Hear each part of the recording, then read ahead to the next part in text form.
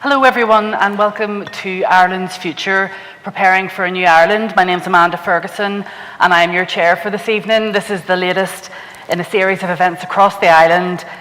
We're live from Armagh City Hotel. Unfortunately, COVID has got in the way and we don't have an audience, so we welcome everybody who is joining in from home if you're watching on Facebook or Twitter or YouTube.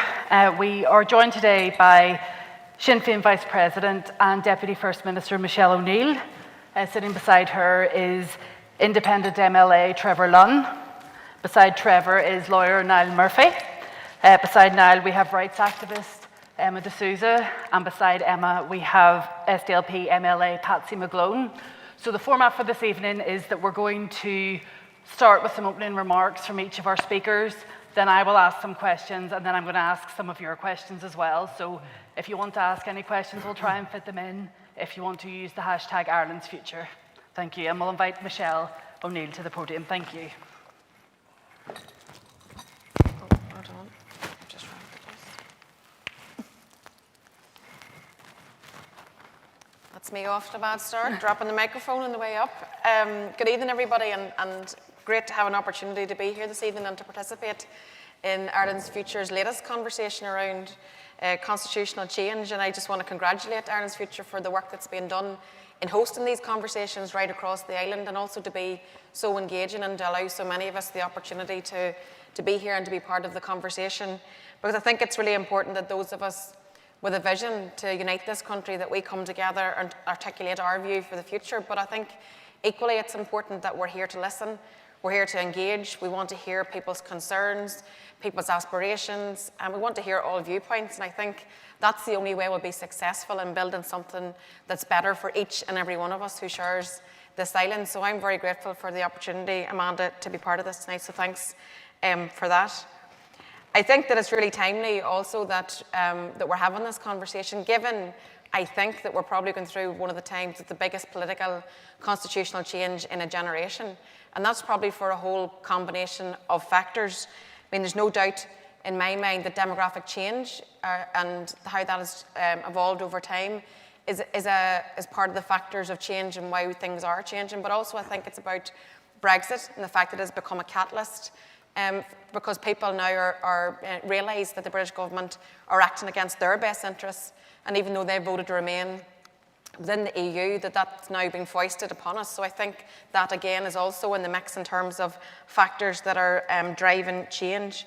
I think that the landscape, political landscape, has very much changed, and the unionist majority in which this state was founded is gone and will not return. And I think that's also an important factor, alongside the fact that the balance of power has irreversibly shifted in the Assembly. So I think when you put all those things in the mix, I think we're in a period of great change, massive change actually, but we collectively as a people who all share this island have a chance to grab it and actually make something better of it, and that's what I'm determined to do as a Republican leader and as Vice President of Sinn Féin. So I look forward to the conversations tonight.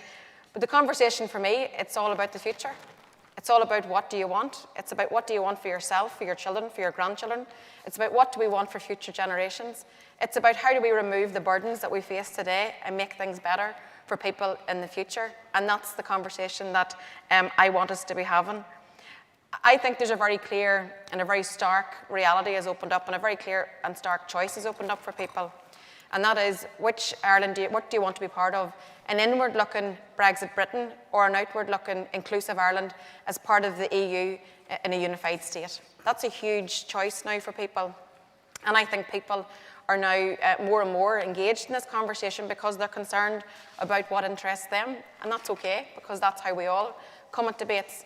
So I think that we have to be mature enough and respectful enough to be able to have the conversation about change, but to bring our own perspective and to bring our own narrative around our experience, our lived experience. And I think this year is a very good example actually of how we all come at things from different perspectives. And you know, for me as a nationalist, as a Republican, and actually I think for everybody, partitions failed us all equally. I don't think any of us have benefited from partition. So I think that whenever we think about this year, the centenary year, the way I come at this is that after a century of segregation and division across this island, there's nothing for us as nationalists to celebrate, But equally, I accept that for those of a unionist identity, British identity, that they come at this from a very different point of view. Because I see the relationship between Britain and Ireland as one that's been characterised very, very much so by colonialism, by partition, by political division, by sectarianism. But also I know that we've come on a journey that's been towards peace and reconciliation, and that's something that we must hold on to very dearly.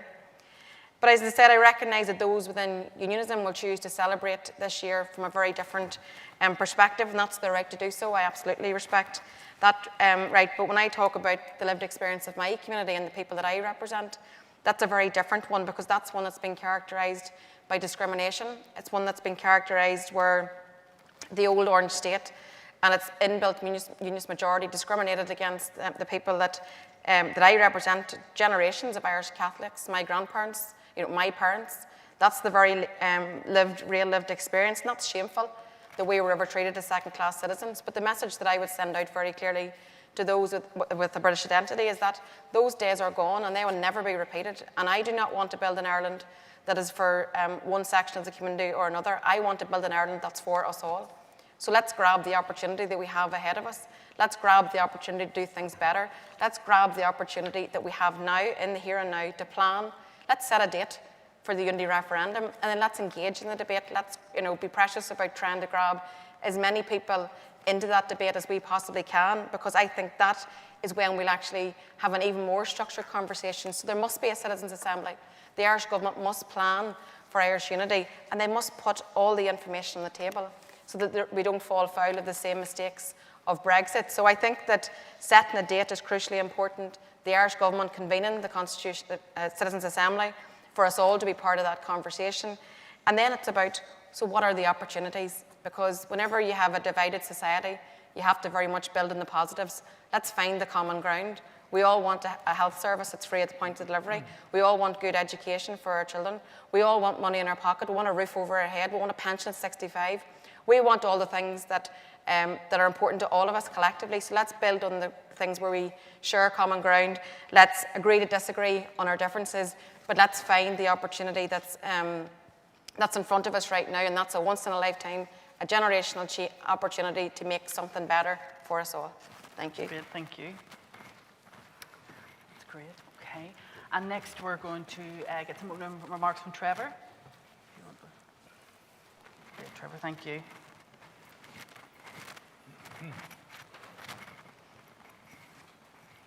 Yeah, thanks Amanda. Thanks.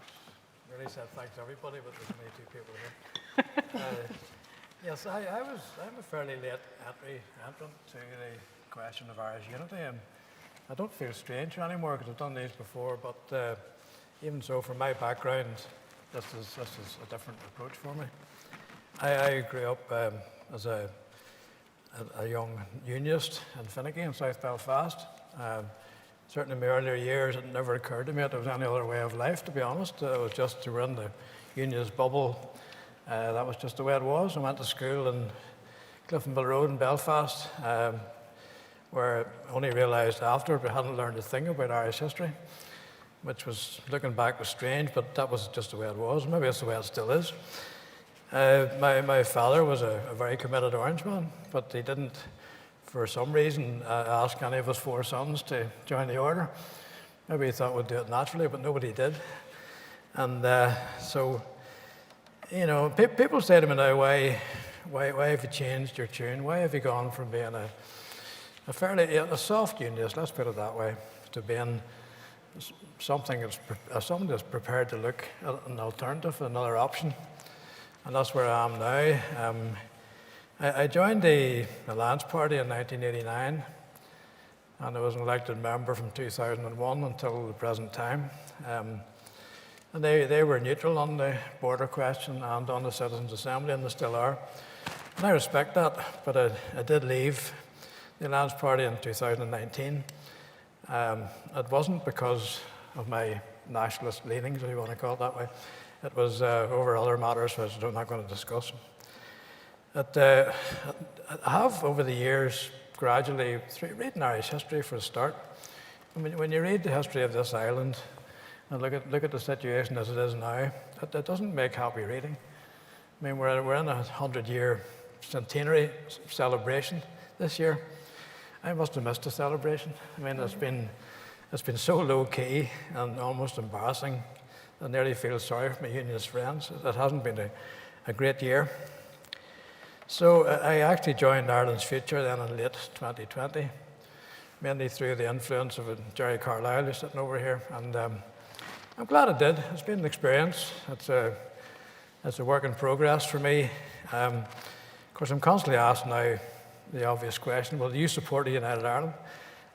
Well, my answer to that has to be that I would be prepared to support and vote for a United Ireland if the conditions were right, if the deal was right, as Donald Trump would say. If we could sort out something that would please, or would try to please all the population of this island, I think it would probably be the best way forward for Ireland. I'm sure it is. But the conditions have to be right. And to me, there's only one way to tease out what's the best way forward here. And I don't mind saying it because I'm going to retire soon. Politicians will never do this. This has to be done by private citizens, interested citizens, informed citizens. And of course, the word I'm looking for is Citizens' Assembly. And that's the way I think we should go. Citizens' Assembly could deal with some of the big questions, the pensions, social care, health service, regional assemblies. I have a theory that might be an opportunity for Ireland to set up a system of regional assemblies, including one in Stormont, probably one in the west, one in Munster, one in Leinster, if you need it, would have the Dáil. And that would, I'm not saying that would placate unionists, because I don't think anything would actually make unionists accepting of this project, but I do believe that a Citizens' Assembly, and there's plenty of examples of that being set up around the world, including in the Republic, and actually including one in the North as well, that people say, how would you select the membership of that? Well, it can't be done. It was a polling company, I believe, that did it in the Republic. You just need a representative sample, and I would hope, genuinely hope, that there would be enough unionists out there with an open mind who would be prepared to join an assembly like that and work at it. It needs to be on a north-south basis. It needs to be expertly advised. And it's all preparation for the border poll that I think is inevitable. Now, the Secretary of State has to decide it's worthwhile to call a border poll. He thinks there might be a change of opinion. Well, I have news for him. It's 46 years since the last one. You know, the proposal would be now that we have one every 7 years. Well, that's certainly a change from 46 years on. And I don't really think we can last much longer without having a border poll. And we need to be prepared for it. I mean, look at Brexit. Good Lord. I mean, you know, if we had been prepared for Brexit, Brexit wouldn't have happened. You know, so we can do without that again. I believe it's the way forward. There's a big question mark at the moment over what's going to happen in Scotland, and I think that's probably the first decision for the United Kingdom. The Scots are pressing hard for another referendum, and given the antics of the UK government, of the Johnson government, the way they're treating Scotland, the way they treat us over here, and the rise of English nationalism, there's so many reasons why I think these things just have to change. I think that's about all I have to say, Amanda. That's great, Trevor. Thank you very much. Thank you. I'm sure you're all clapping at home. We have got Niall Murphy next from Kevin Winter's Law to talk to us from his perspective. Some opening remarks from Niall. Thank you. Thank you. And thanks to everybody at home for joining us tonight. It was a disappointment. I was looking forward to partaking in this panel in Armagh. A lot of my relations are from Armagh, and a lot of them had agreed to come under my persuasion, but I think we did the responsible and appropriate thing because the pandemic is back, and we need to be as cautious as possible. Just to introduce myself, I am the Secretary of Ireland's Future, and our organisation was established to advocate for, to promote debate and discussion around Ireland's future, including the possibility and viability of new constitutional arrangements on the island. We are guided by the values of the Good Friday Agreement and are dedicated to the promotion and protection of human rights, equality, and fostering mutual respect between all views and traditions that share this island. We consider that any move to a new constitutional arrangement requires serious thought, consideration, and planning. We believe that the requisite planning for these potential changes must be broad, inclusive, detailed, and comprehensive. Demographics, economics, Brexit, of course, there is an irresistible evolution towards change. However, that needs to be managed responsibly, maturely, and most of all, respectfully. The conversation needs to be conducted in the spirit of invitation, of a warm, welcoming invitation to a conversation about all of our future. We recognise that the civic and political momentum around Irish unity is remarkable. What may have seemed abstract and theoretical is now real, tangible, and deliverable. A new shared, agreed Ireland is going to be forever, so we have to get it right. We need to focus on the planning and preparation. We want it to succeed for the sake of everybody in our community and everybody who lives on this island. We also need to ensure that the civic momentum towards unity is properly resourced to maximise access to research, polling, policy development, outreach, and the interconnectedness for a coalition for change.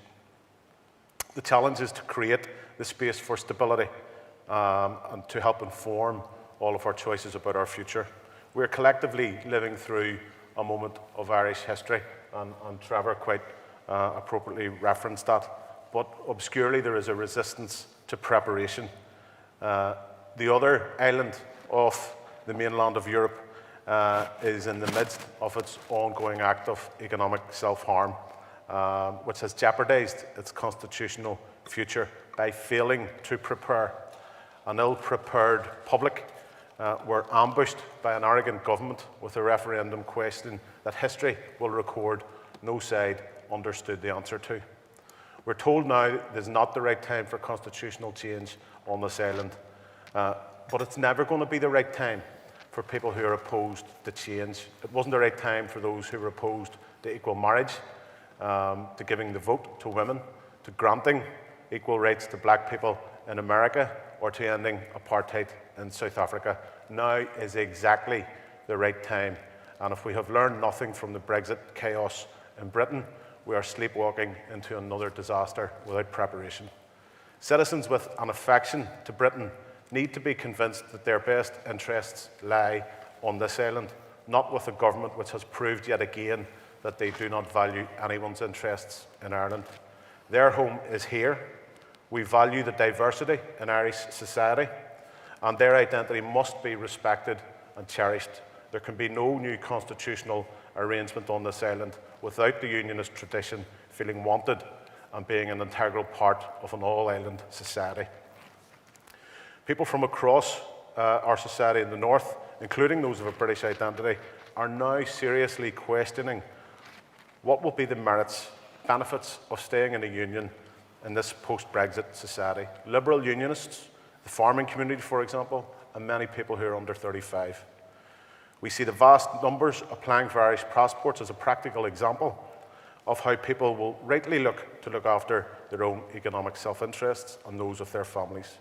We reflect on the data published by the Office of National Statistics this week, which confirms that our regional economy had the best performance across all regions of the UK, even better than the City of London, with the third quarter GDP only 0.3% below pre-pandemic levels. Figures published yesterday from the Irish Maritime Development Office show that goods shipped directly from Ireland to the EU are up 50% in 6 months, with freight volumes in Belfast, Larne and Warren Point enjoying a protocol dividend. 15% rise in Belfast, 18% rise in Larne and 20% rise in Warren Point. The issue of Irish unity has taken on a new dynamic because of Brexit. The Good Friday Agreement gives people the opportunity and the choice to decide on our future together, of how we live together, how we work together, and how we share our island together. The EU has declared that in the future, and in the event of Irish reunification, that the North would automatically rejoin the EU. But we can't put our heads in the sand from this referendum. We must prepare for it. Change is in the air. As Michelle referenced, over the last 3 elections in the north, the unionist majority has gone forever. The notion of a perpetual unionist majority, the very basis of partition and the centenary of partition, is gone forever. There is no longer autonomy through devolution that people are considering, but Irish unity, not to become Republicans, but to remain Europeans, and the opportunity to stay in the Union through separation from Britain. Not only is this possible in our respectful analysis, we consider it to be quite probable in the time ahead. And again, touching upon the history that Trevor referenced, we think of the change in Europe. The Berlin Wall fell on the night of the 10th of November, and that symbolised the end of the Cold War. But as a direct consequence, Germany was unified fully within a year. So the challenge for us is to create space, stability, to plan and prepare, and to help inform people's futures about the future, choices about the future. And that's the precise mechanism which we propose through the vehicle of a citizens' assembly. There's an obligation on those making the case for unity to offer a coherent and persuasive view of what the future will hold in the north in these new arrangements and what it will mean in the south. Scotland has established a constitution unit within the government to do this, and we think the preparations must start now. And the Irish government, in parallel with the conversations occurring in civil society, need to act now. In considering this, it should be recalled that when the North rejoins the EU, it would be in a constitution which anticipates reunification in the context of an international agreement that guarantees continuity of protections as established by the Good Friday Agreement. It is possible to exaggerate the logistics and the practical challenge of achieving this objective, but it is not a blank page constitutional conversations. We live in this island together. We're going nowhere without each other, and that's the reality. The future is collectively ours. We will build it, we will shape it, we will plan it, we will own it, but it's an opportunity to be better than what has gone before. Article 3 of the Irish Constitution, Bunreacht na hÉireann, states, "It is the firm will of the Irish nation in harmony and friendship to unite all of the people who share the territory of the island of Ireland and all the diversity of their identities and traditions, recognising that a united Ireland shall be brought about only by peaceful means, with the consent of the majority of the people, democratically expressed in both jurisdictions in the island." So let's make the new relationship between Britain and the new Ireland and all of our people and make partition history and let people decide on our own future. When we are told that now is the right time, we must ask, when is the right time? If not us, who? If not now, when? Nelson Mandela once observed, if you wait for textbook conditions, they will never occur. We believe that now is the right time to have this conversation about the future and to seize the once in a millennium opportunity to gather the finest and most able minds in all areas of public administration and do our best to create a new Ireland for all of the people on this island. Thank you. Thank you. Thanks very much for that, Niall. Next, we're going to hear from Emma DeSouza. So, Emma, if you want to give us your opening remarks, that would be great. Thank you.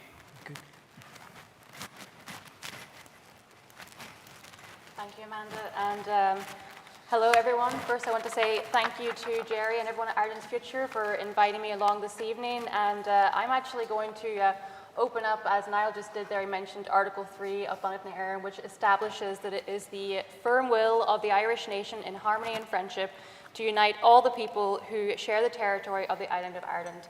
And I wanted to quote this in the beginning because I wanted to hammer home the point that seeking the realization of this aspiration should not be seen as divisive, but as a legitimate constitutional right. In the 23 years since the signing of the Good Friday Agreement, the citizens inhabiting this region have embedded for themselves the concept of meaningful reconciliation. To see this progress for yourself, one need only look to the East Belfast schools voting to move away from segregated education to integrated, or to the youth groups working on a north-south, east-west basis, and to sports, arts, or academia. The perception of a Northern Ireland at odds with itself does not reflect the society that exists today. Yet outdated perceptions persist, which is why conversations like that happening this evening are so important. We need to see each other as people first and foremost, not divided down religious, political, or geographical lines. For it isn't just the North that must reconcile with the past, but the South too. There exists a potent aspiration for a shared future, but in order to achieve it, we must approach one another with a genuine goal of mutual understanding. We all need to be capable of transcending the boundaries of our own beliefs and perceptions in order to inform ourselves with the knowledge that can only be gleaned from the lived experiences of others. In doing so, we not only enrich our own relationships and our lives, but we begin the most crucial steps towards reconciliation.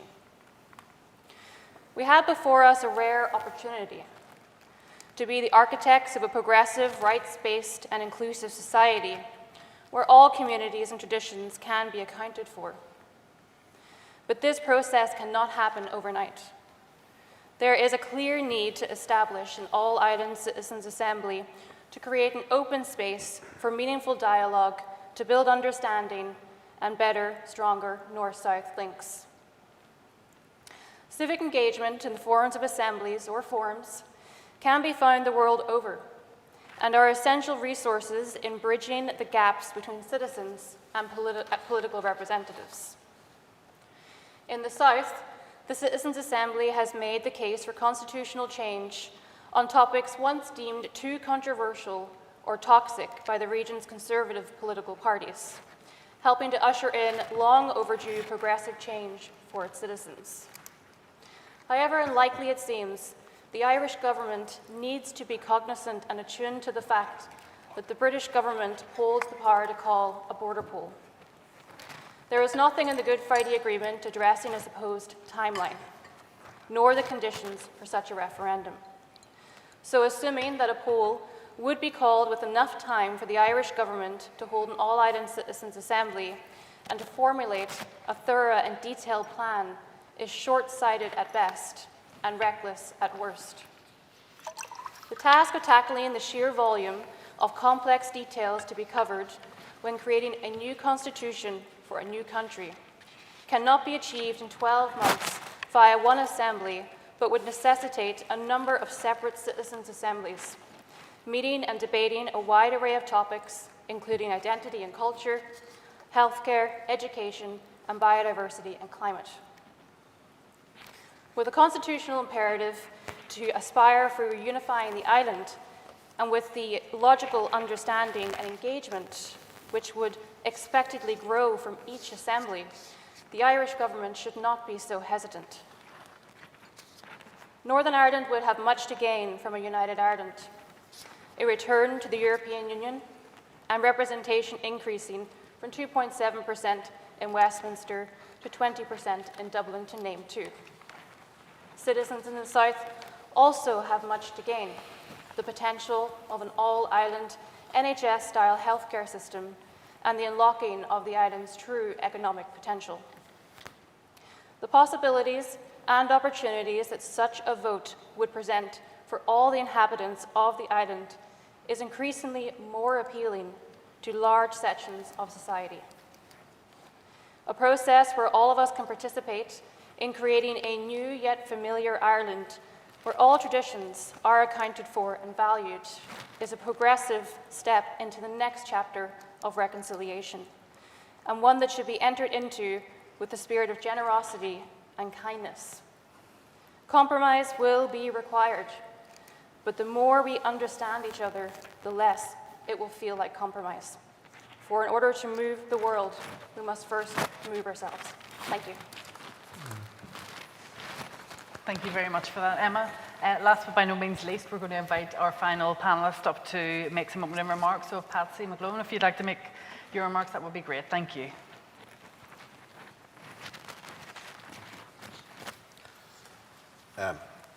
Míle buíochas, Básach sin, Amanda a Haggerly, agus bhfuil den fanal agus Niall Lucht agriachta an Hockidja, Niall and Rooney, agus Tohin the Heron. Thanks very much indeed for the kind invite to be along here tonight and speak with you and hopefully listen as well. It's important to have conversations like this about the future, what the future can look like, and how we can get there. That's the important bit. But it is more important to have these conversations with people who don't agree with us. I'm sure there's plenty that could be said about what others need to do or should be doing to help bring a United Ireland closer to a reality. A United Ireland which is in my political DNA. What I would like to talk about is how we can, as members of the public, as public representatives, as commentators, to smooth the pathway to that objective. Imagining that new Ireland is probably the easy part. The more difficult part is persuading other people that the destination is both desirable and achievable. It's important to imagine how a new Ireland would be governed, how citizens' rights are protected, how its health service would operate, taxation, housing, and so on. Vitally important things. But there are important points to be made about imagining those things now. First, they won't be set in stone. The people in the new Ireland will be free to change whatever systems are imagined before it's achieved. Secondly, those systems should be imagined as the best systems possible. They should not be compromised beforehand in misguided attempts to entice others into a shared aspiration. Before the Scottish referendum in 2014, independence campaigners produced a 600-page manifesto for a new country.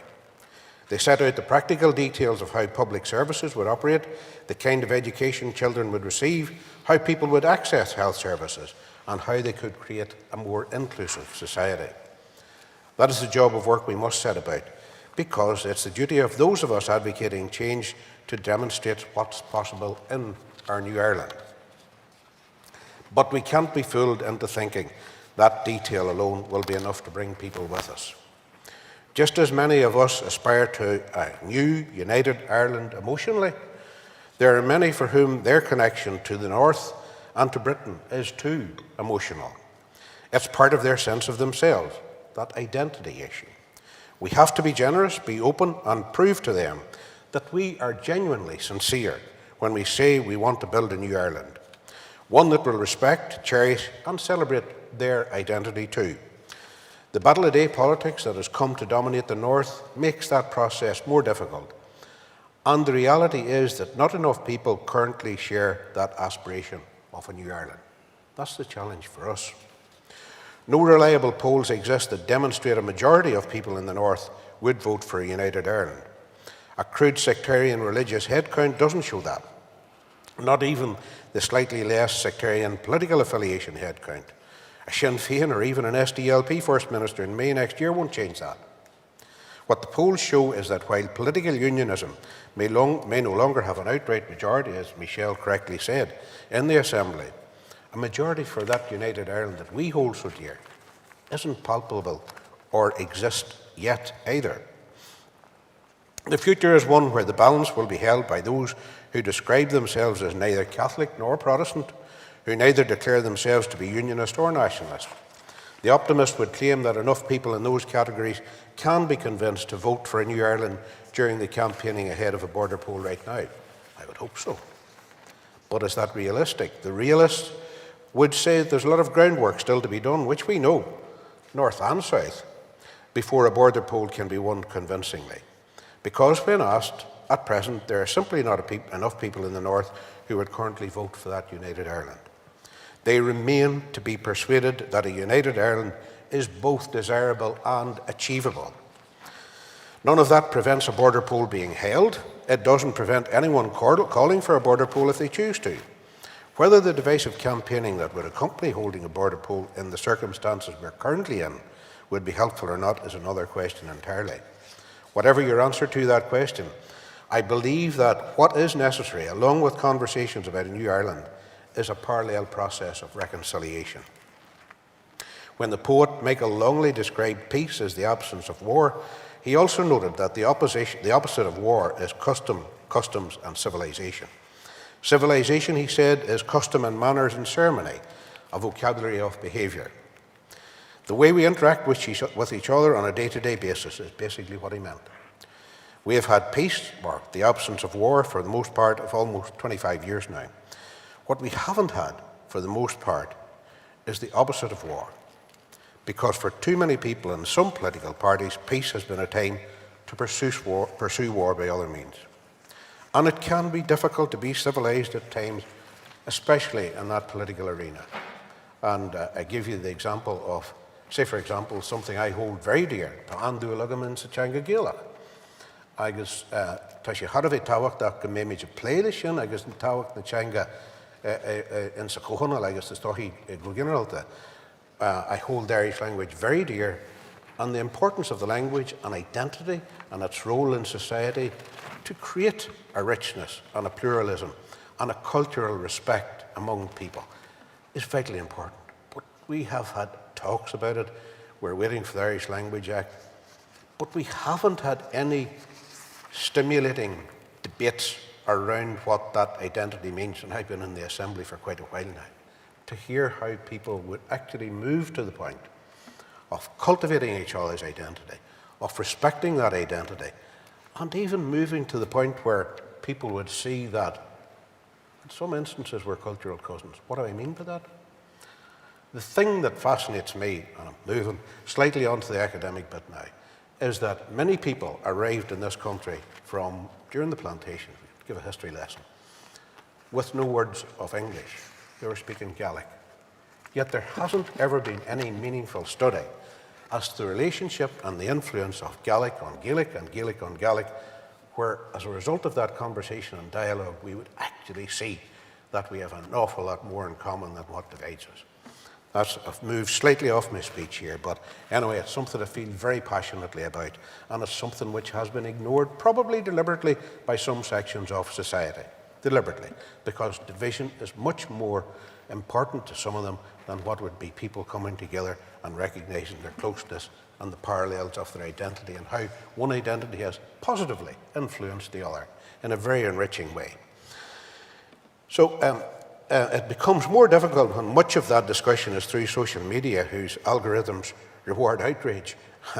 That's why it's important to highlight times when someone makes a statement through example. The SDLP leader, Colm Eastwood, did in October when attending the cross-denominational service in Armagh to mark and reflect on the centenary of Northern Ireland. That was a difficult decision. And I didn't necessarily come to that same position at the same time as Colm did. And I admit that openly. It's a difficult decision. Declan Kearney did when he attended a similar event hosted by the Presbyterian Church.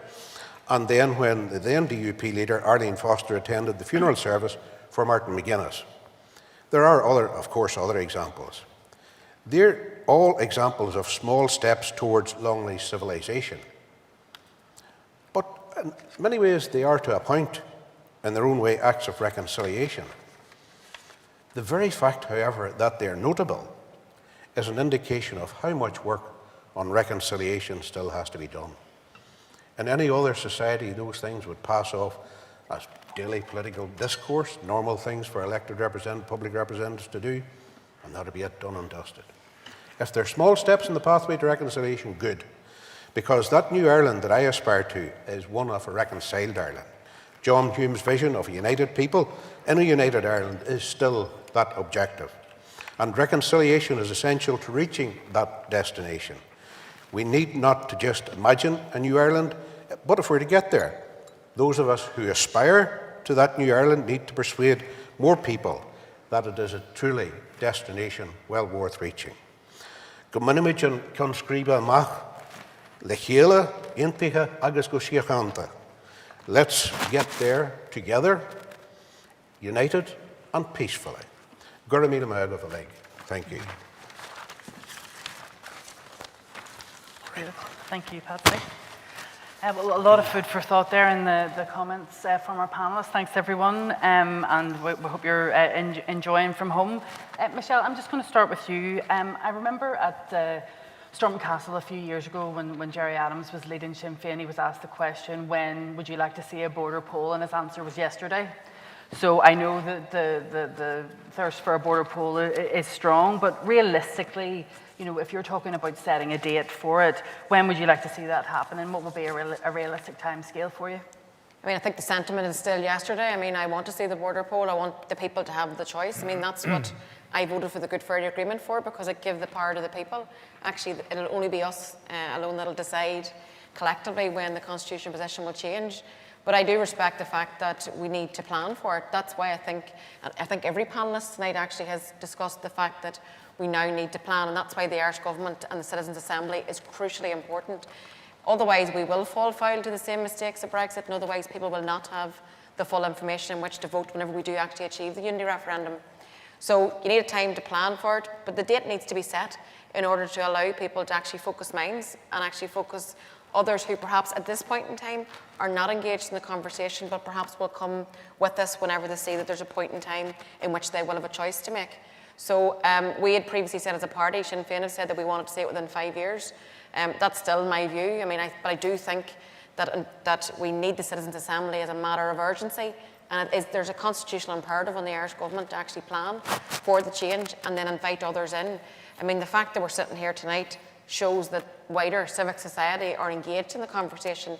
You know, political parties who are minded towards Irish unity are all coming at this from their own points of view. Civic society organisations such as Ireland's Future are doing these types of events and publishing documents and encouraging debate. So that shows you that, which often happens in politics, the public can be ahead of the politics, and I think in this instance that's very much the case. So I accept, firstly, we need the Citizens' Assembly, you need the plan, you need to set the date, and then we need to work to try to persuade as many people as possible for those of us that are persuaders. That's great, Michelle, thank you. Patsy, does the SDLP have any position on this, on the timescale for a border poll, or how much preparation you think might be needed? If you put a time scale to things, right, then basically you're saying we get it done by that date. I think the most, and the party thinks, the most important work that needs to be done, and this is part of that process, is talk our way through this with the Irish government, the national government, and see what we need to do. Like Citizens' Assembly too is part of this, and I've been involved in some talks about this elsewhere. Citizens' Assembly is part of that. But before we set a timetable, if you set a timetable, people start to raise reasons why not to. Get all the preparatory work, people maybe have a certain political ilk on the unionist side, start to raise obstacles about timetable and all that sort of stuff. We've seen how timetables can work negatively against us. I think what we do first of all is have all the preparatory work done. Some of those issues that I mentioned, and there may well be others that emerge that we are completely blindsided to, that a Citizens' Assembly could indeed uncover from listening to the population, to the communities. Like, for example, one of them is, and we have many what are referred to as New Irish in Ireland. Some refer to them New Irish, newcomer families and the like.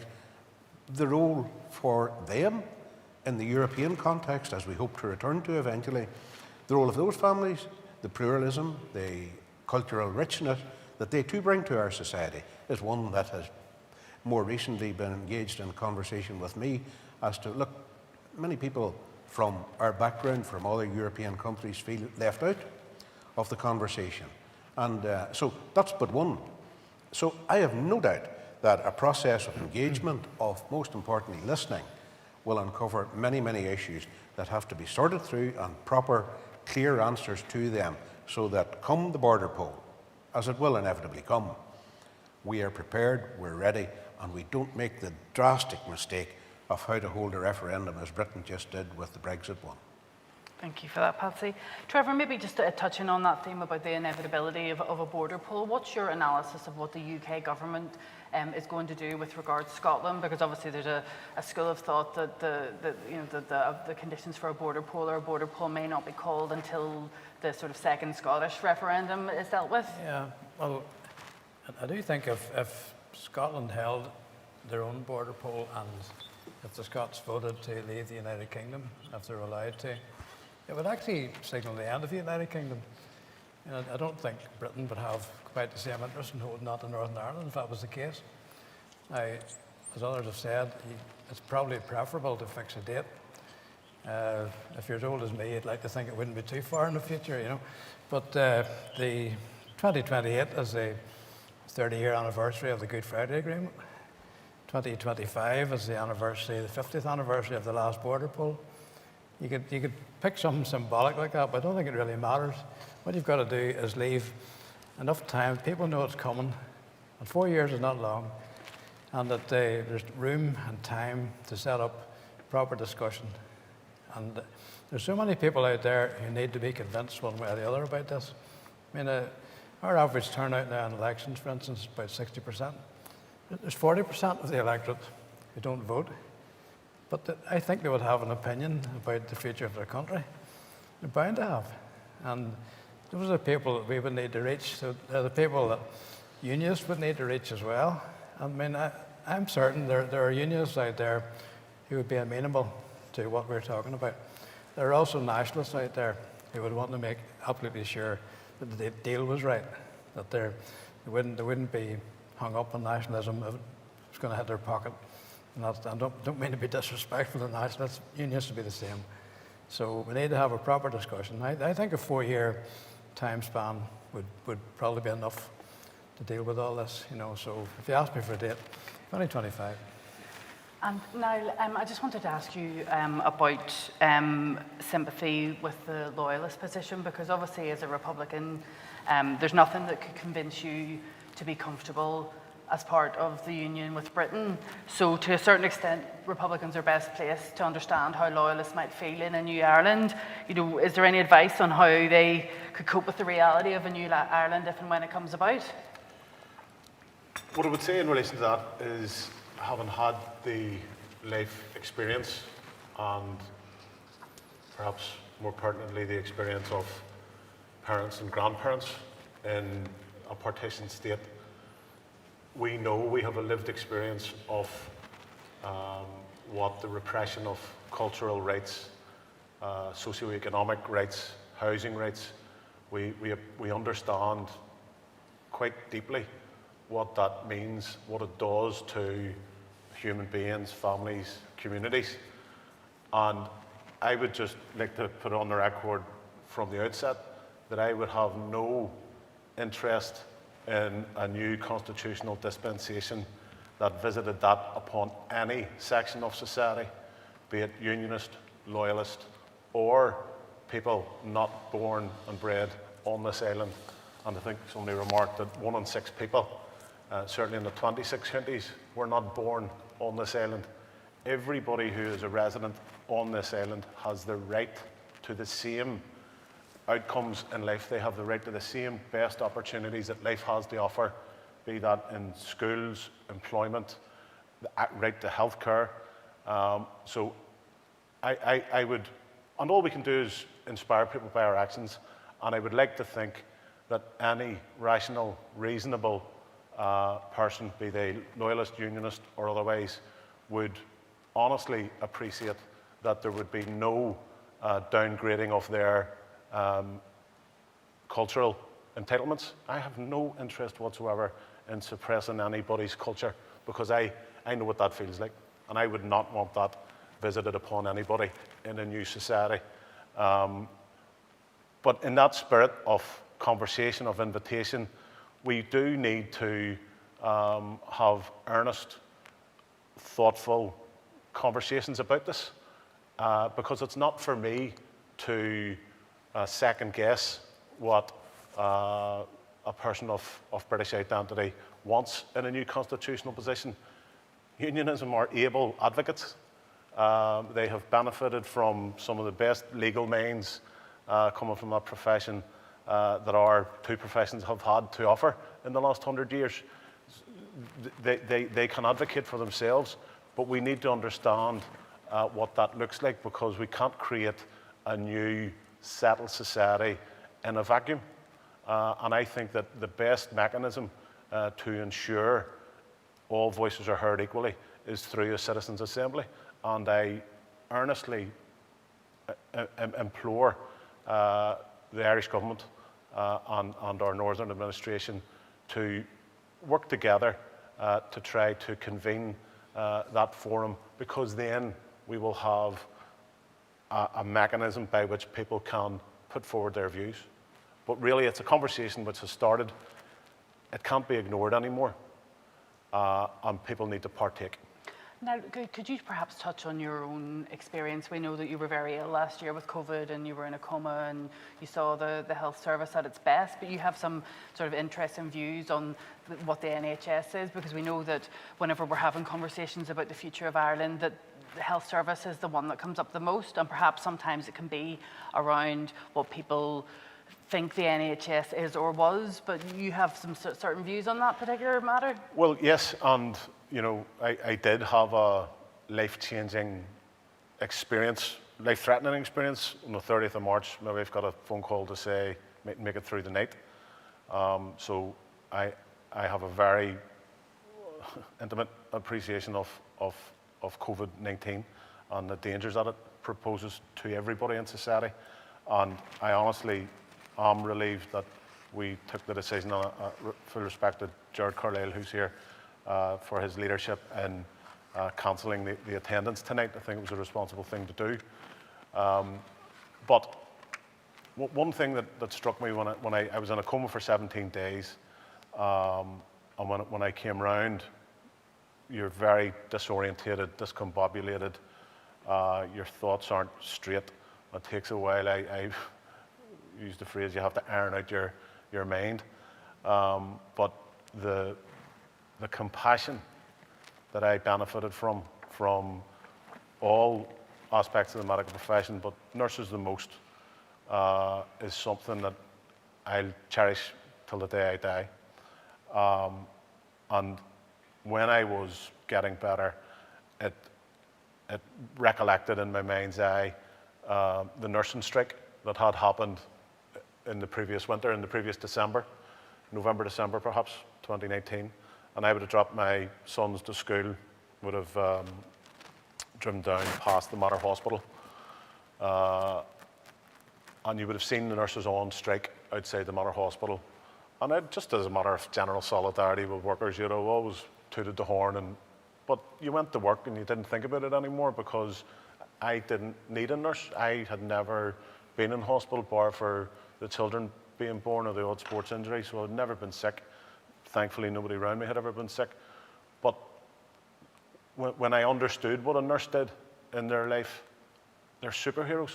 And that they went on strike weeks before a pandemic, not for a pay increase, but for pay parity, and to have safe staffing levels so that the patients that they care for are kept safe, I think is one of the most heroic acts of citizenship that this island has seen this century. That nurses would deprive themselves of a day's pay and of pension entitlements, and I know that resolved in the long run, but when they were standing out in the cold, that wasn't so true.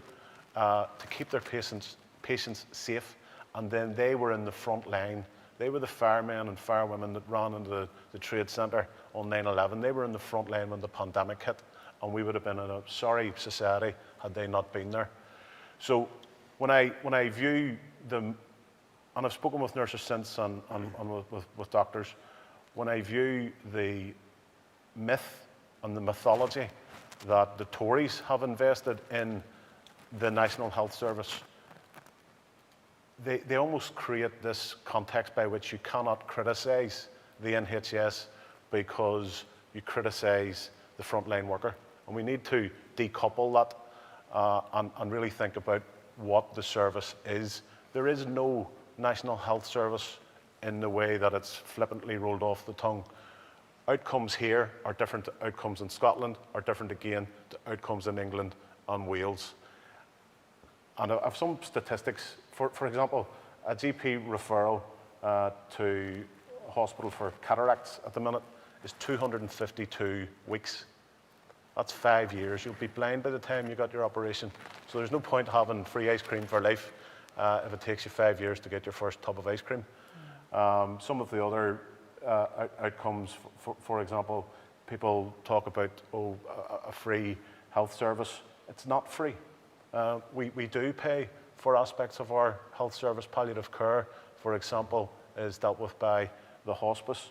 Outcomes in the south are much better. And if you allow me a moment, I reflected on some statistics.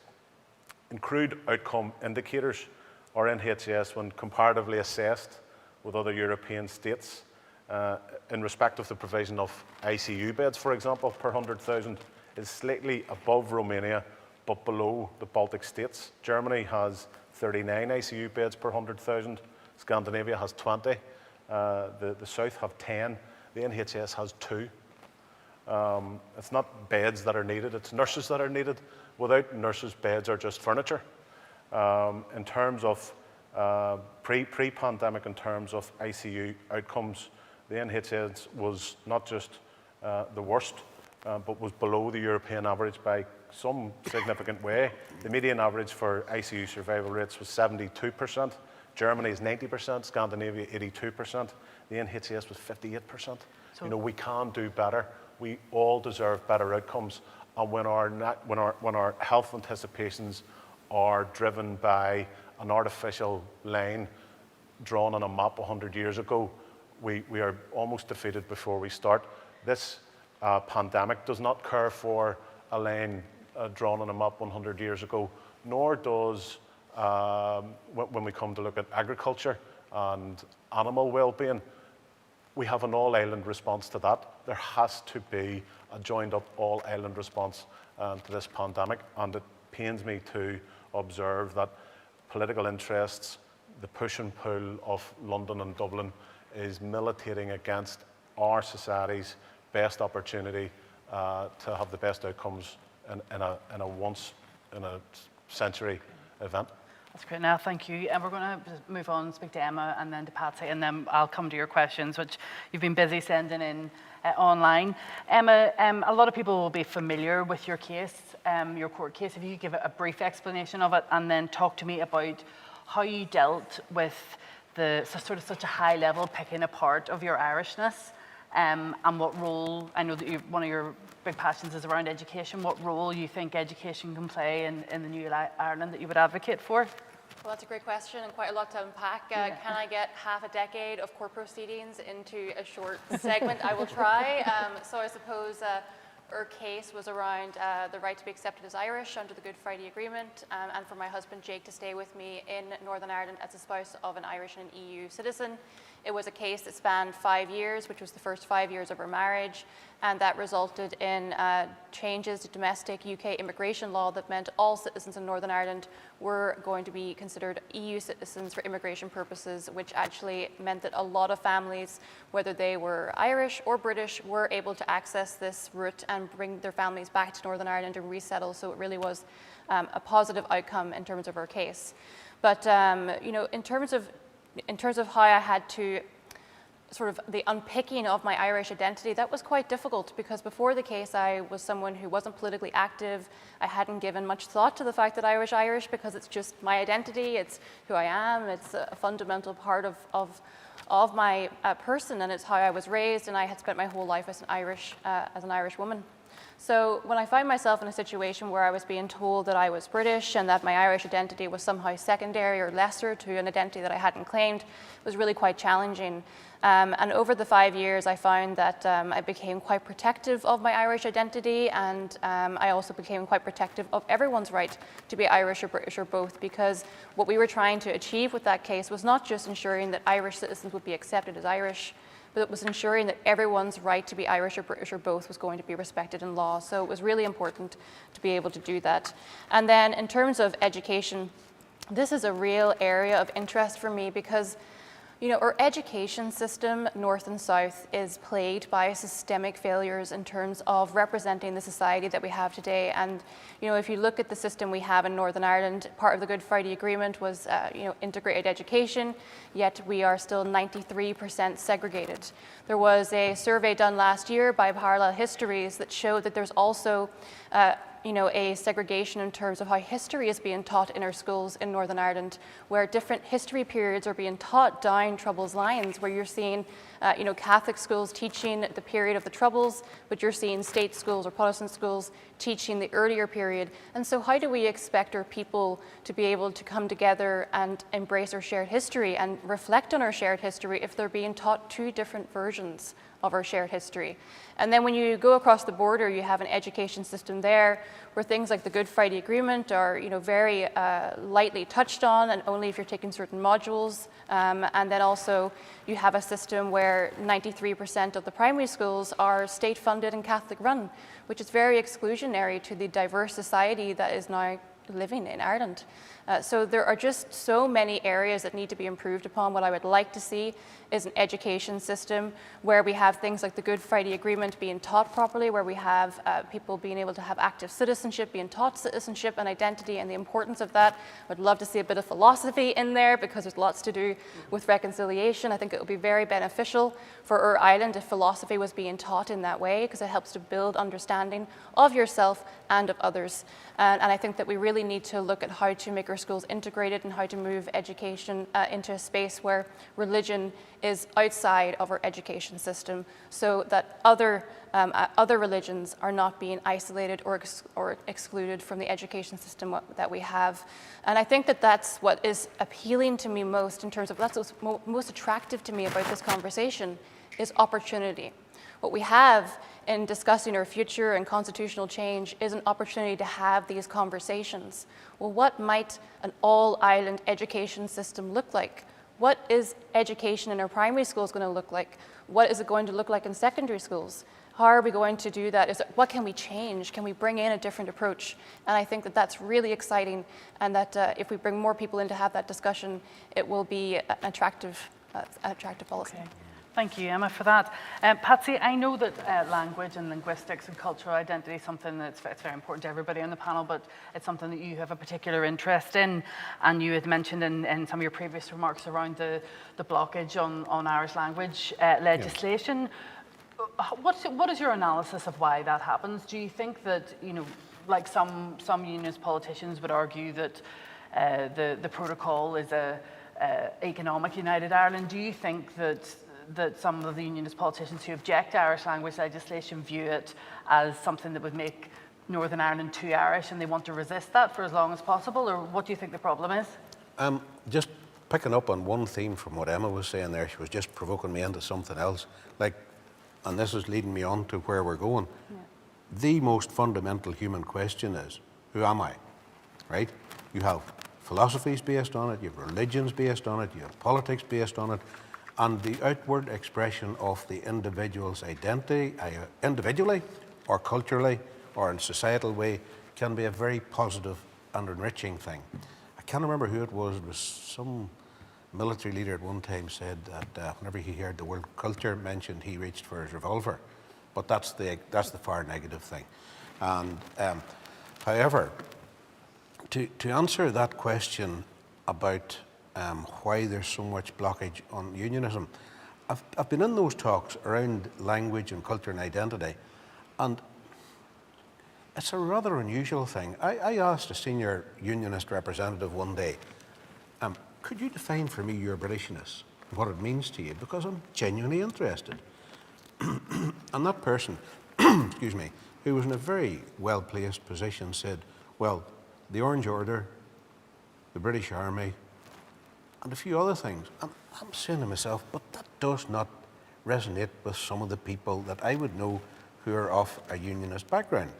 So I would really love to hear, as part of this listening process, how people define themselves either individually, or there may be, indeed there are, separate definitions. You have people who define themselves as Ulster Scots.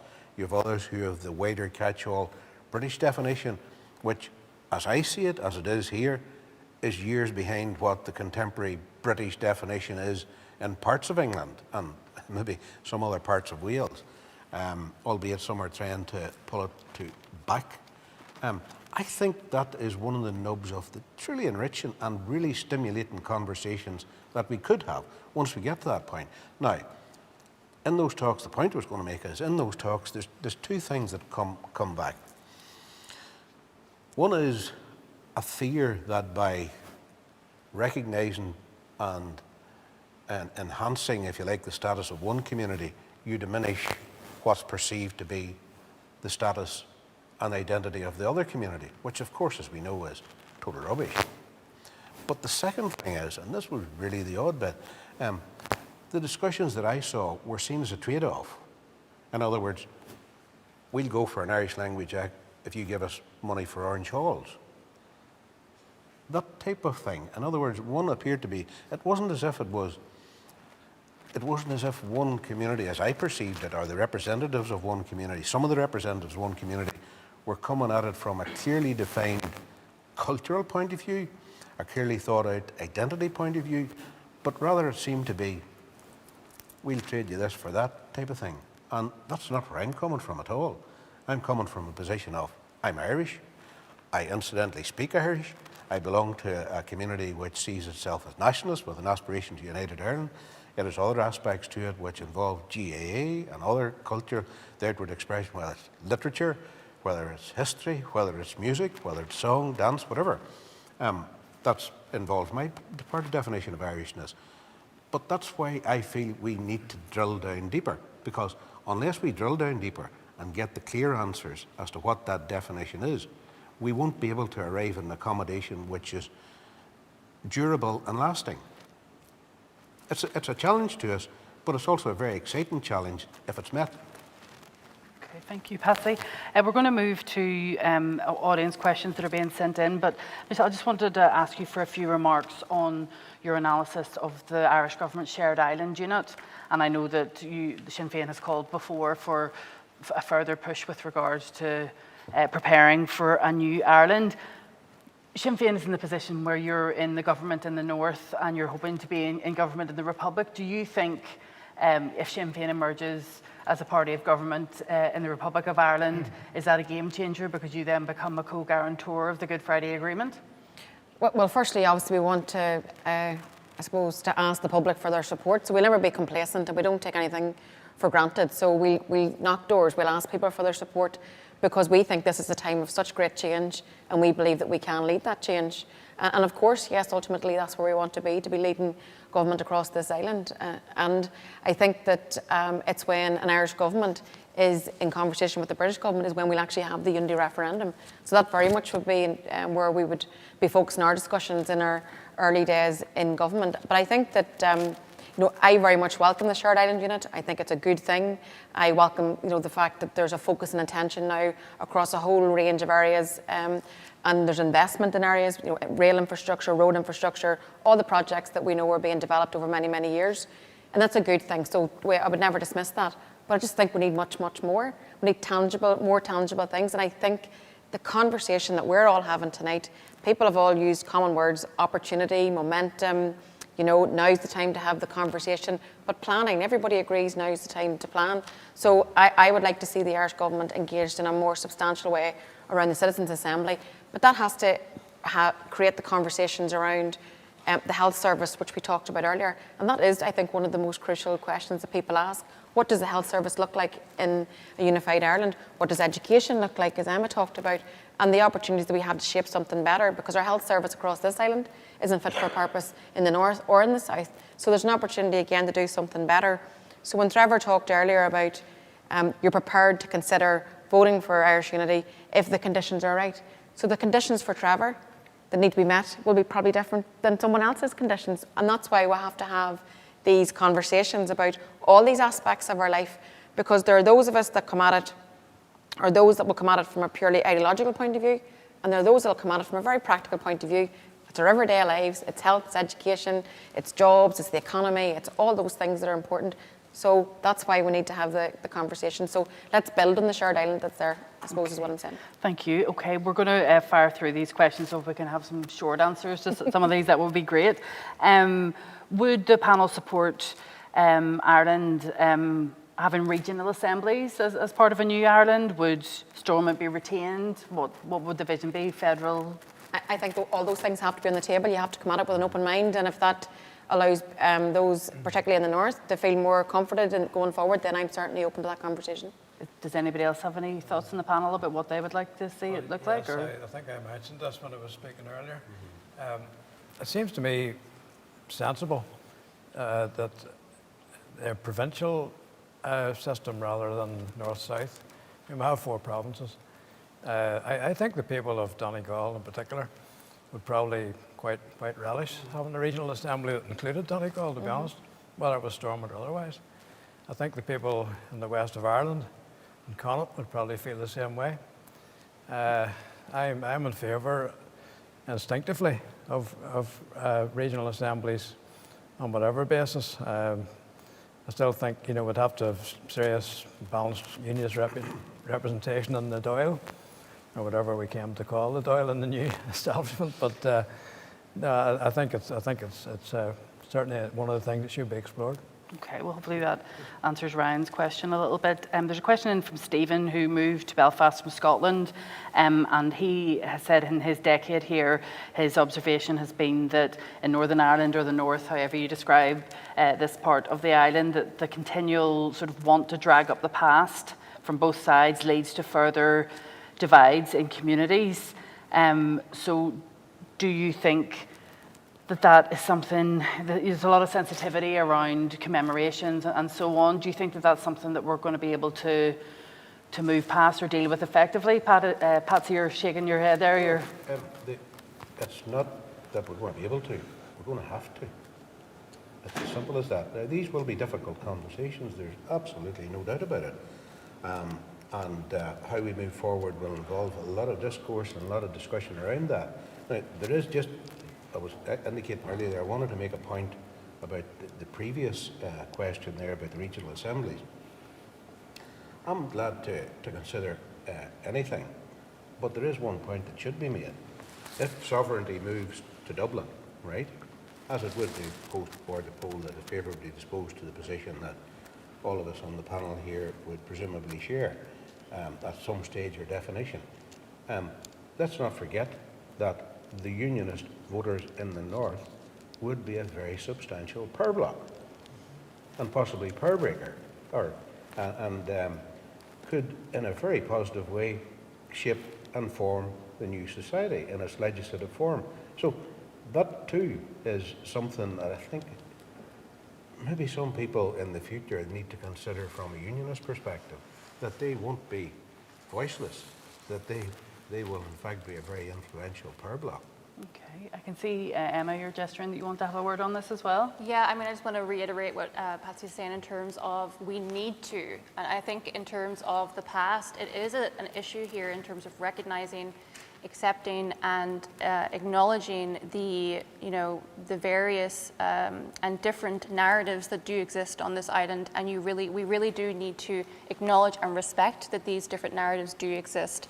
And I just want to bring in a survey that I saw recently by the Northern Ireland Youth Forum that was doing an all-island survey with young people across the island, and one of those questions was around what was important to them and what they wanted to see changed, or the issues that really got them engaged.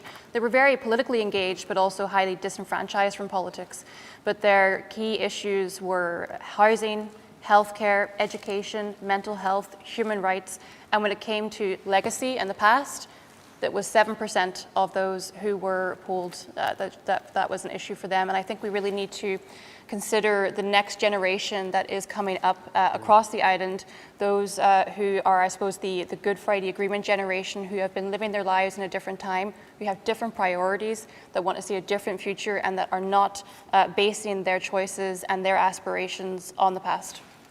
Okay, Michelle, you wanted to... I mean, I agree with that last point, because I think we have to be very much thinking towards the future and how we build something better. So that's a theme that runs through everybody's contribution tonight. But you have to deal with the past in order to move forward as well. So thousands of people were hurt.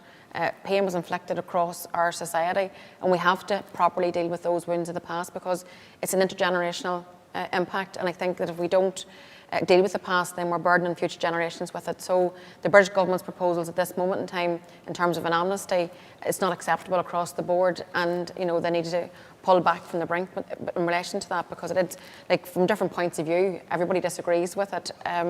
But I think Emma, made a very good point, and it's around all our different lived experiences, our different narratives. The first step to reconciliation is to understand that we all have different narratives and different experiences and different perspectives. And until we understand that of each other, we can't reconcile people. So I think that's really, really important. Yes, look to the future. Yes, build something better. Yes, ensure that nothing else, or that the past is not repeated, but very much ensure that we help heal the wounds and the hurt and the pain and the trauma that's been caused over many, many years. Okay, thank you. There's a question here from David now, maybe you could address this one. Is there any real work being done to produce a comprehensive document about what a new Ireland would look like, or is it civic groups and academics are feeding into that process because it's not formally structured yet? There is an awful lot of work which has been undertaken in various universities. The constitutional unit at University College London undertook a very significant piece of research. Our own analysis in Ireland's Future is very much enhanced and informed by Professor Colin Harvey, who is one of the most eminent legal academics in these islands. And the work that is ongoing at Queen's University and also the University of Ulster. We also reflect on the Aaron's project, work undertaken in DCU. So it has caught the imagination of constitutional academics. So work is ongoing. When that question is posed, I'm immediately drawn to the 670-page document which was prepared for the Scottish independence referendum, and whereas that it was like a phone book and every household got one. Not sure how many households perhaps read it in detail, but it's that level of detail which is going to be required to appropriately inform people as to exactly what they're voting for. And to return to when should we have a border poll, we should have a border poll when people are informed, when the research is done, when people know what they're voting for. But that research needs to be done now, because change is in the air, it's going to happen, and it can overtake events, as we've seen in my remarks in Germany. That's great, thank you for that. There's a question that's come in from Aideen around it being hard to meet people from different backgrounds. For example, in rural areas of the Republic, we might never meet anyone from unionist backgrounds. And does the panel have any fresh ideas on how individuals and communities north and south can interact and get to know each other better?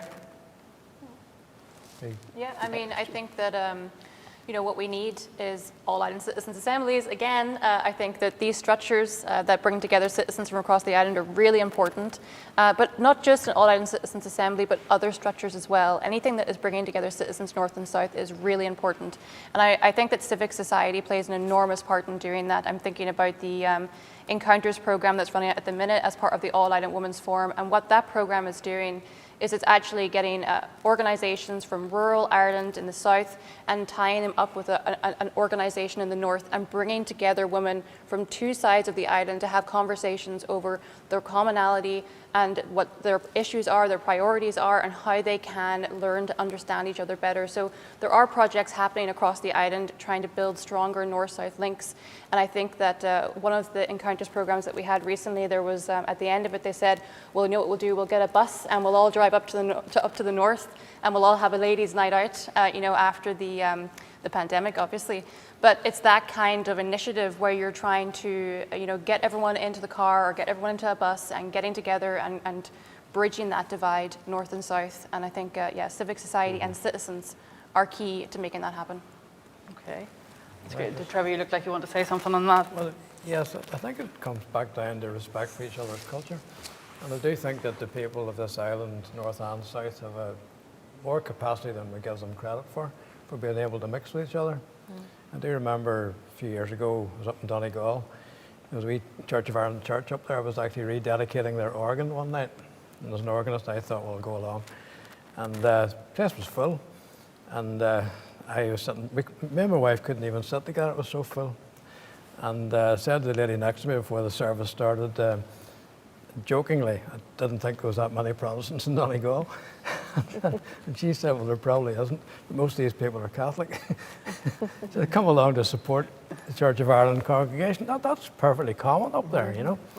And I've often said before, I'd like to see the situation where the Orange Order could stage a parade in Dublin. And why not? Why not? I know that in the new dispensation diaspora we're talking about, that the people of the south would not object to that, as long as it was done without too much of the wrong attitude. And they're already marching Ross now. What's the problem? Okay, Trevor, thank you. Thank you for that. Niall, maybe you could tackle this one from Tristan. If there is to be a 32-county Irish Republic, you must accept that there'll still be people of a unionist persuasion. Would you accept an Irish Unionist Party in the 32-county Ireland that would allow for them the same right to a referendum to essentially rejoin the UK, I think, if they wanted to? Well, we haven't had a referendum yet, so Tristan's point might be slightly premature, but on the point of the role of unionism in an all-island political dispensation, it was remarked by Patsy, I think, by Emma, that political representation at Westminster at the minute is 2.7% perhaps, whereas political representation in a Dáil Éireann might be as high as 20%. So democracy will prevail, and unionism's representation will have a much greater constitutional effect in a new political dispensation, and ideology may settle down, and parties of a centre-right dispensation on socio-economic issues may find that they have issues in common and may naturally coalesce, and we might then benefit from a true political dispensation of right and left ideologies that the proletariat can assess, consider and vote on. So I don't know if there would be an Irish Unionist Party, as Tristan might suggest, but there would certainly be a very effective, able and well-represented unionist representation. Emma, there's a question that's come in from Shimano in Derry that's asking quite a specific question about migrants in a new Ireland. Matt, maybe rather than addressing his particular point, just about your vision for an inclusiveness beyond unionist and Republican, and to sort of welcome all the different identities that are making Ireland what it is at the moment. Yeah, I mean, it's been touched on by other panelists this evening already, but I think it's really important that we bear in mind that there are hundreds of thousands of citizens across this island who are migrant communities, who are an ethnic minority, who have made their home here, and we need to bring them into this conversation because they are a fundamental part of the future of this island as well. And often I think, well, not often, but I think there is a mindset that does persist in some circles where these individuals are seen as a guest here and not part of society, and we need to break down this perception, this two communities narrative that we have, and be more reflective of the very diverse society that we have today, and bringing these communities. And on the point around, I suppose, their part and future in United Ireland, I suppose one point to bring in is naturalisation, because currently in Northern Ireland, someone who moves to Northern Ireland and lives here for 10, 20 years does not have a right to become part of the Irish nation, cannot claim Irish citizenship unless they are married to an Irish citizen. They can, however, become a British citizen and naturalise as a British citizen. And I think that United Ireland represents another opportunity to address what is actually quite an exclusionary process, and that this process of migrants being able to become Irish citizens can be addressed in a United Ireland. It will require legislative changes by the Irish government. There will also have to be legislative changes by the British government to address gaps in legislation that do create these anomalies where people cannot really access citizenship in that way. So it's another example of an opportunity for these communities to become a full part of the Irish nation. Okay, thank you. There's quite a few questions that have come in around what would happen with regards to pensions and tax and national insurance and all of the different sort of financial levers and measures. Is there any sort of plan or any sort of view on what it might look like, the finances of a new Ireland, about how what pensioners get whenever they're 65 or over? Maybe the age has increased in recent years. Yes. But I think these are the things that motivate some people, so that's the kind of thing that people do want an answer to. And again, it comes back to the planning point. I mean, for our part, we want to see pensions for everybody at 65, and we think that should be lowered. I mean, people who have worked hard all their lives deserve to be supported at that stage, and I just think that the current system is unfair across the island. So we have an opportunity again to do something better and to serve citizens better. So I think a progressive taxation system, those that can afford to pay more should pay more.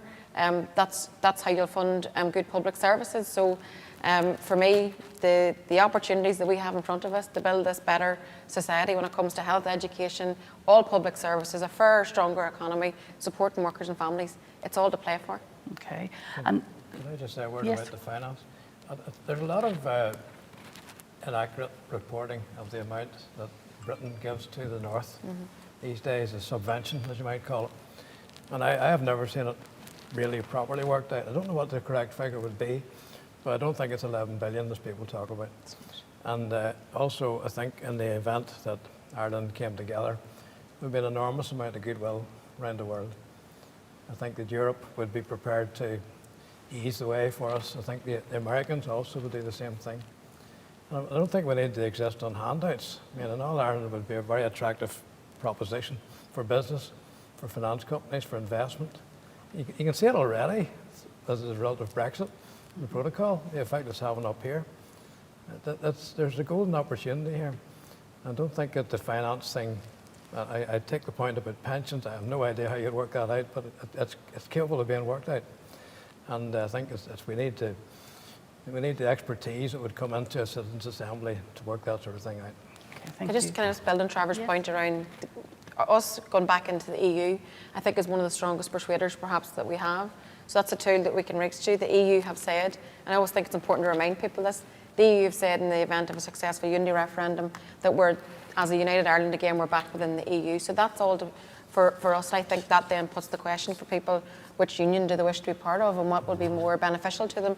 So I think, and Niall referenced earlier, the German reunification, and Europe were a big supported and facilitated the reunification of Germany. And I think that again, given how supportive the EU have been in terms of peace programmes, in terms of political goodwill, that opportunity exists for us. So I think you're absolutely right. There's a huge opportunity there. And Patsy, just a few remarks from you. You wanted to Yeah, I comment just on wanted that? to pick up on that whole issue of the EU because and it's tied in with our newcomer families, new Irish, whatever you want to choose to call them or whatever they feel comfortable with. It shouldn't be forgotten that Brexit itself instilled a lot of fear in many of those people who have made this their home and are contributing very positively and very actively to society here. I've engaged in some dialogue with people and I was really shocked to hear the level of fear that they were being singled out, that they were made strangers in the country that they had called their home. And I think to flip that back round again, that issue of re-entering the EU again is a huge issue for many, many thousands of those people currently resident in the north, but also for many of our young people who will start to form the basis of the new society, that new Ireland, when it does come about. Okay, that's great. Time has beaten us. We've run out of time before we've run out of questions, but I'm just going to ask one, just to go down the line, and I'm only asking you for one word. Sum up how you would feel about a new Ireland. If you could sum it up in one word, what would it mean to you, Michelle? Opportunity. Trevor? I got the first one. I couldn't do it in one word. I think I could be persuaded to be comfortable with it. Yeah. Okay. Niall? I think inclusion, it has to make sure that everybody is invested and feels equal. So inclusion would be my word. Okay. Emma? It's opportunity again. Patsy? Put the word realisation. Realisation. Okay, well, thank you very much to everyone on our panel, and thanks to everybody for watching at home or wherever you're watching from. I know that Ireland's Future has further meetings planned for next year as well, so hopefully we'll be able to meet up in person once the sort of worst wave of the pandemic is past us. Thank you to the organisers of the event, to Armagh City Hotel, and if you want to find out more about Ireland's Future, visit the website irelandsfuture.com. Thank you.